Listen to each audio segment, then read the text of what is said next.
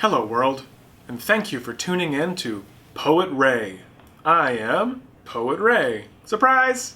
And I'm here with my pal Rick Rack, who has been kind enough to co-host this channel with me, because I didn't really have the balls to do it by myself. Look guys, it's really hard to just throw yourself out there and know that there are mean, nasty people who just want to rip you apart, and there are trolls. There are trolls! I don't know if they're real trolls or not, but people tell me there are trolls everywhere, and that's a little terrifying. So he's here to help me out in more ways than one. That was cold. Anyways, I hope you're all staying safe out there with the whole coronavirus thing.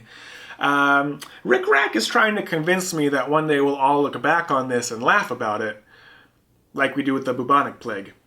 But I told him that we don't really laugh about the bubonic plague, and he didn't really get that because raccoons just have strange senses of humor, and so there's only so much I can do. Anyways, in response to the coronavirus and death at large, I have crafted what I call a question poem. Now, what is a question poem, you might ask? There are lots of different types of poetry out there. What isn't poetry, almost, am I right? Probably not.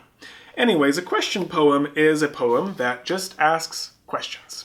And I like asking questions because you don't have to know the answer. And it's easier to have a question than it is to have an answer sometimes. So, without further ado, here is my question poem. In what life does this life belong? What is life, anyway? And what is after whatever life is? What is truth? Is it absolute? Are dragons real? How would we classify them? Are they reptiles or birds? Could they be hairy?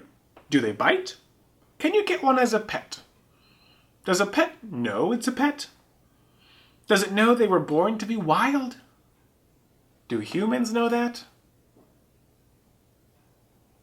So there's my question poem for you. I hope you enjoyed it. Maybe it spurned some questions in your own mind or answered a few.